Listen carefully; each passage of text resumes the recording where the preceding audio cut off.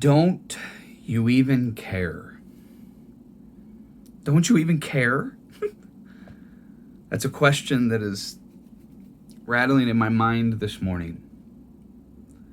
In the midst of chaos, in the midst of suffering, in the midst of, frankly, a world that doesn't just seem bad, it just seems like on a daily basis it's getting worse and worse.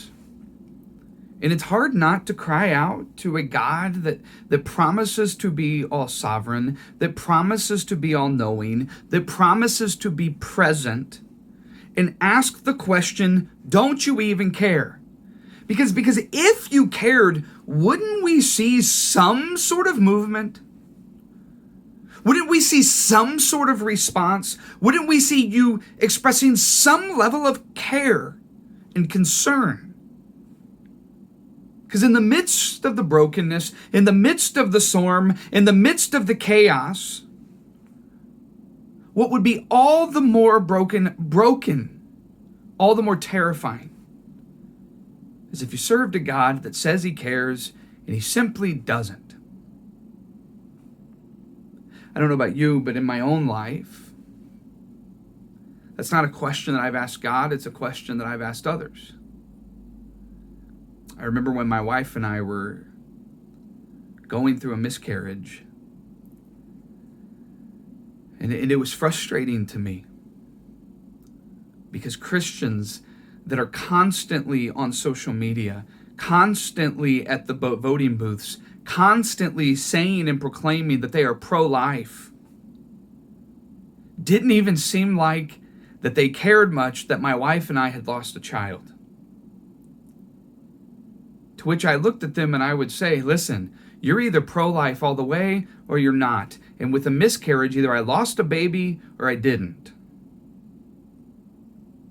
And in that time of the pain of losing a child, it seemed to grow even more intense when it seemed like the people around me that should simply didn't care.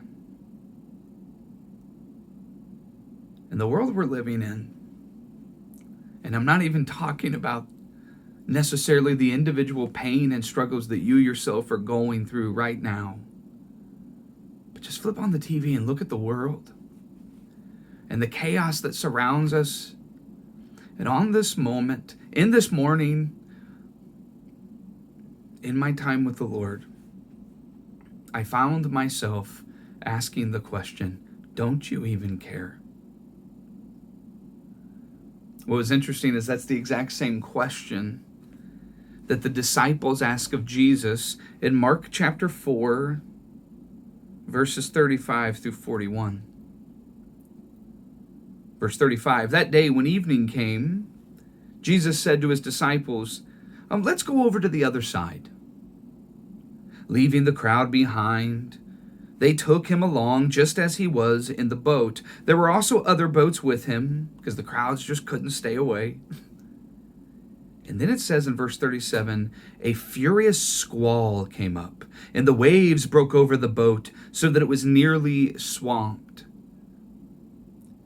You see, in the region, on this particular lake, it was not atypical for the clouds to look nice and clear whenever you begin the journey, only to get halfway across the water and the squall or the waves or the winds to pick up and catch you in a storm. Many a people have died this way. Many stories that resonate throughout the small towns and villages on the shores would remind them of the amount of people that had gone onto a clear sky lake only to be overthrown with the chaos of the storm. It says that it nearly swamped them. In verse 38, it says, and Jesus was in the stern, sleeping on a cushion. I mean, could indifference be more characterized than whenever the storm is raging, he's sleeping on a cushion? The disciples are bailing out the water. The disciples are trying to keep the sails going. The disciples are trying to survive in the storm and the chaos, and Jesus is sleeping? Eventually, the disciples had had enough. The end of verse 38, the disciples woke Jesus and they said to them, "Teacher, don't you care? Don't you even care if we drown? We've left everything for you. We have followed you. We have sacrificed for you. We've given up our lives for you. And now whenever the chaos comes, when the storm is raging, you're indifferent? You're asleep? Don't you even care?" Jesus got up. He rebuked the wind and said to the waves, "Quiet, be still." Then the wind died down, and it was completely calm. It obeyed him immediately. He said to the disciples, "Why are you so afraid?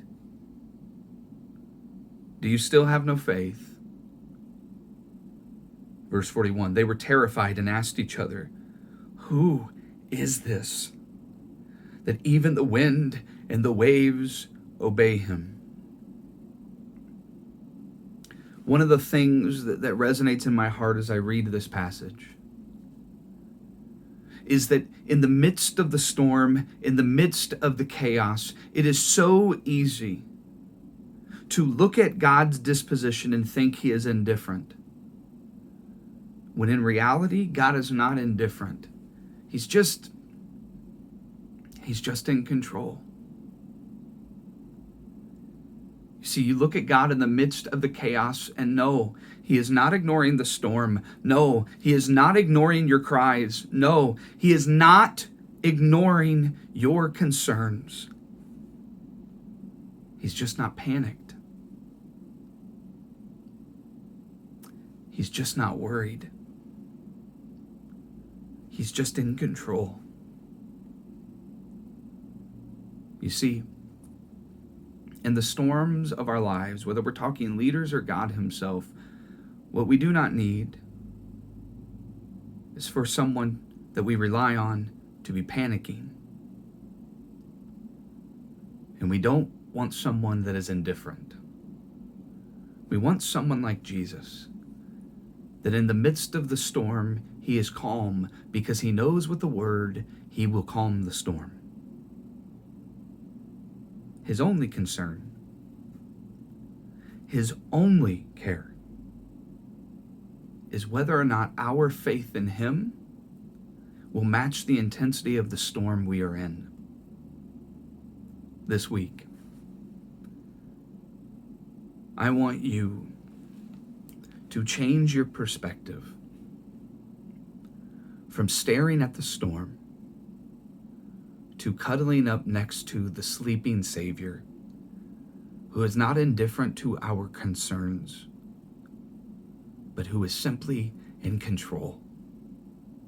I love you guys. Have a good week.